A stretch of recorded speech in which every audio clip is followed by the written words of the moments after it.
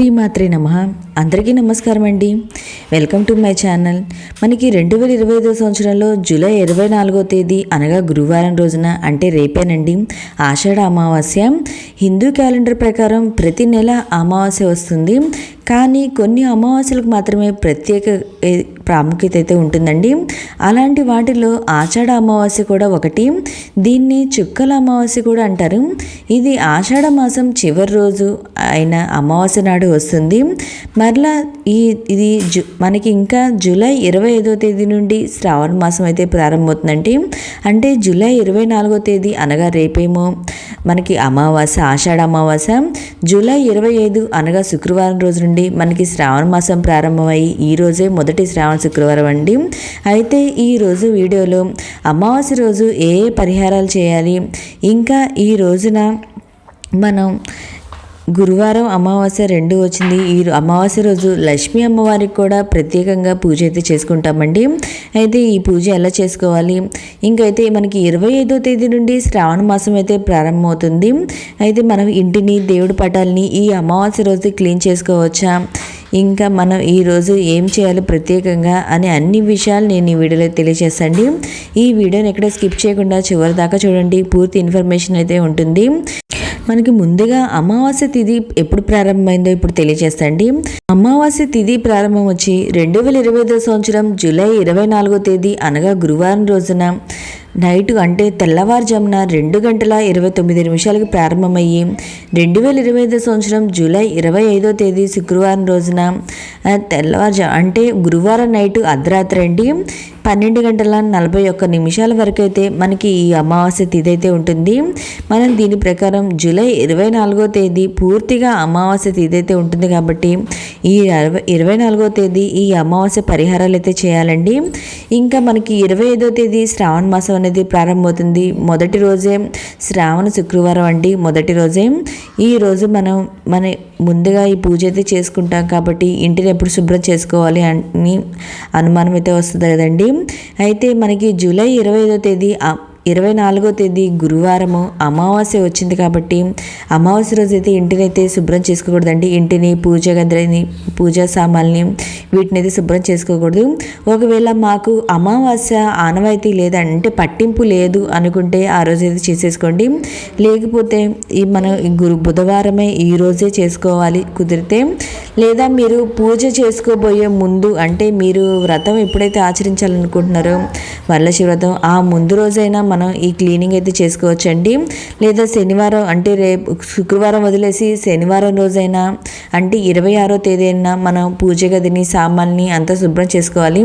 ఎందుకంటే తర్వాత ఇంకా మనకి వరలక్ష్మి వ్రతం వస్తుంది, మంగళగౌరి వ్రతాలు ఇవన్నీ వస్తాయి. కాబట్టి మనం వీటన్నిటికీ శుభ్రం చేసి పెట్టుకోవచ్చు శనివారం రోజైనా.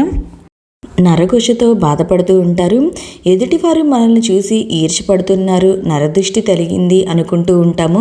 ఇలాంటప్పుడు మనం అమావాస్య నాడు చిన్న పరిహారాలు చేసుకుంటే వాటి నుండి ఉపశమనం అయితే కలుగుతుందండి అని నమ్మకము. నరదిష్టికి నాపరాయణ కరిగిపోతుందని ఒక సామెత అయితే మన పూర్వకాలం నుండి అయితే ఉందండి. ఇంకా ఈ అమావాస్య కాదండి, మనం ప్రతి నెలలో వచ్చే అమావాస్య రోజైనా మనం ఈ పరిహారాలు అయితే చేసుకోవచ్చు. ఈ రోజున కనుక మనం ఇలా చిన్న చిన్న రెమెడీస్ అయితే చేసినట్లయితే ఇంట్లో ఫాలో అయితే ఎలాంటి నరదిష్టి అయినా నెగిటివ్ ఎనర్జీ అనేది ఉండదండి.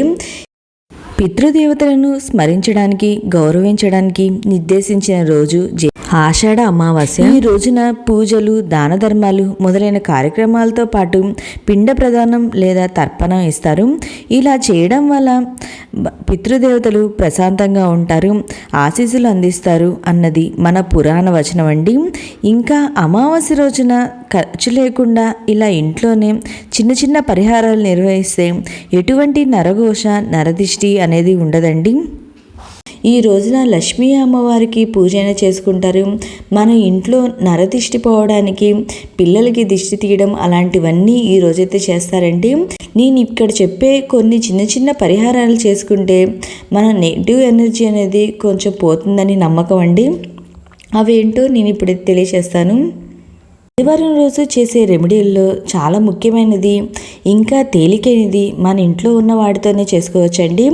ఒకటి ఏంటంటే మనం నిమ్మకాయ ఒకటి తీసుకొని వాటిని 2 బద్దలుగా చేసి ఒక పసుపు కుంకుమలో అని ఆ నిమ్మకాయ బద్దల్ని అద్దేసి ఒకటి పసుపుది ఒకటి కుంకుమగా ఉంచుతామండి. తర్వాత 2 ప్రమిదలు తీసుకొని వాటిలో కల్లుప్పు అనేది వేసుకొని ఆ 2 ప్రమిదలో ఒక నిమ్మకాయ బద్దని ఒక ప్రమిదలో ఇంకో బద్దని ఇంకో ప్రమిదలో పెట్టుకొని మన ద్వారం వద్ద అంటే బయట గుమ్మానికి మనం ఈ నిమ్మకాయలని అయితే అటు ఇటు పెట్టుకుంటే మనకి ఇంట్లో ఉన్న నెగిటివ్ ఎనర్జీ అనేది పోతుందండి. ఉప్పు అనేది అప్పుల బాధ నుండి బయటపడేస్తుందని, నెగిటివ్ ఎనర్జీని పోగొడుతుందని చాలా నమ్మకం అండి.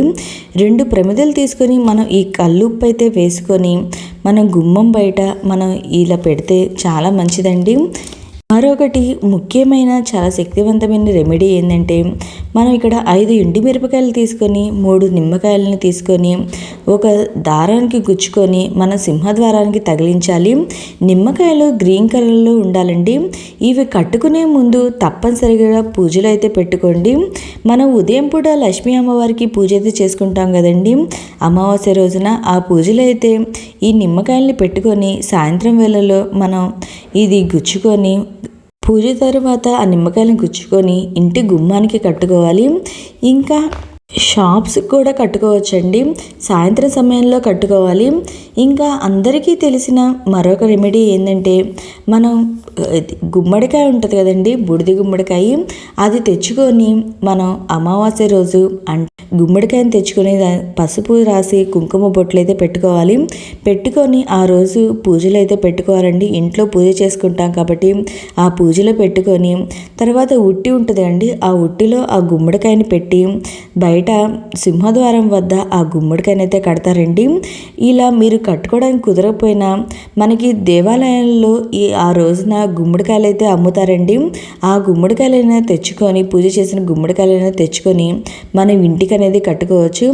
ఒకవేళ మీకు ఈ గుమ్మడికాయలు దొరకలేదు అనుకుంటే మనకి ఎండు కొబ్బరికాయ అయితే ఉంటుందండి. ఎండిపోయిన కొబ్బరికాయ అయితే అమ్ముతారు. ఆ కొబ్బరికాయకైనా మనం ఇలా పసుపు రాసుకొని బొట్లు అనేది పెట్టుకొని ఉదయం పూజలో ఆ దేవుడి దగ్గర పెట్టుకొని ఆ లక్ష్మీ అమ్మవారి దగ్గర పెట్టుకొని సాయంత్రం వేళలో మనం ఆ గుమ్మానికి అయితే కట్టుకోవచ్చండి. ఒకవేళ మీకు అది కూడా దొరకలేదనుకుంటే మనకి కొబ్బరికాయ వస్తుంది కదండి, అది ప్రతి ఇళ్లలో మనకి అందుబాటులో అయితే ఉంటుంది కొబ్బరికాయ అనేది. ఆ కొబ్బరికాయతో అయినా మనం దిష్టి అనేది తీసేయవచ్చండి. ఆ కొబ్బరికాయకి పైన పసుపు రాసి కుంకుమ బొట్టు అనేది పెట్టుకొని వాటి పైన ముద్ద కర్పూరం అనేది పెట్టుకొని ఆ కర్పూరాన్ని వెలిగించిన తర్వాత ఇంటికి దిష్టి అనేది తీయాలండి. దిష్టి అనేది తీసిన తర్వాత కొబ్బరికాయని సింహద్వారం వద్ద కొట్టి ఆ కొబ్బరి చిప్పల్ని ఎవరు తొక్కని ప్లేసులో అయితే పెట్టాలండి. ఇలా మనం సాయంత్రం వేళ ఈ అమావాస్య గడియల్లో మనం ఈ రెమెడీ అయితే చేయొచ్చు. చాలా మంచిదండి. మన ఇంట్లో ఉన్న నెగిటివ్ ఎనర్జీ అనేది పోతుంది. ఎలాంటి నరదిష్టి నరఘోష ఉన్నా అవి కూడా తొలగిపోతాయి. ఇంకా మరొక రెమెడీ వచ్చి ఏంటంటే మనకి కలబంద అనేది దొరికిద్ది కదండి. ప్రతి ఇళ్లలో కలబంద అనేది ఉంటుంది.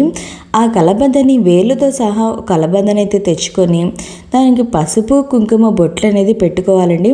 పెట్టుకొని ఒక దారంతో మనం అది కూడా సింహద్వారం వద్ద కట్టుకోవచ్చండి. కలబందకు కూడా కట్టుకుంటే చాలా మంచిదండి. నెగిటివ్ ఎనర్జీ అనేది పోయిద్ది అంటారు. ఇలా మనం ఇప్పుడు చెప్పిన పరిహారాల్లో మనకి ఏది అందుబాటులో ఉంటే అది ఏదో ఒక పరిహారమైన చేసుకుంటే చాలా మంచిది.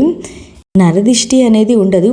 ఇవన్నీ ఏంటంటే ఈ ఆచారాలు ఈ పద్ధతులన్నీ మన పూర్వీకుల నుండి వస్తున్నదే అండి. వాళ్ళ ప్రకారమే మనం వీటినన్నిటినీ అనుసరిస్తూ ఉంటాము. ఇవన్నీ నమ్మకాలు మన అందరివి నమ్మకంతో మనం ఇవైతే చేస్తూ ఉంటామండి. ఇంకా ఈ జ్యేష్ఠ అమావాస్య రోజున మాంసం అసలు చేయకూడని పనులైతే కొన్ని ఉన్నాయండి. ఈ రోజున మద్యము మాంసాహారాలకి దూరంగా అయితే ఉండాలండి. డబ్బు అప్పుగా తీసుకోకూడదు. కొత్త వస్తువులు కొనకూడదండి. తమ వల్ల ఎవరికి ఎలాంటి హాని జరగకుండా అప్రమత్తంగా ఉండాలి. ఓకే అండి, మీకు ఈ వీడియో నచ్చినట్లయితే లైక్ చేయండి. మీ ఫ్రెండ్స్ అండ్ ఫ్యామిలీ మెంబర్కి షేర్ చేయండి.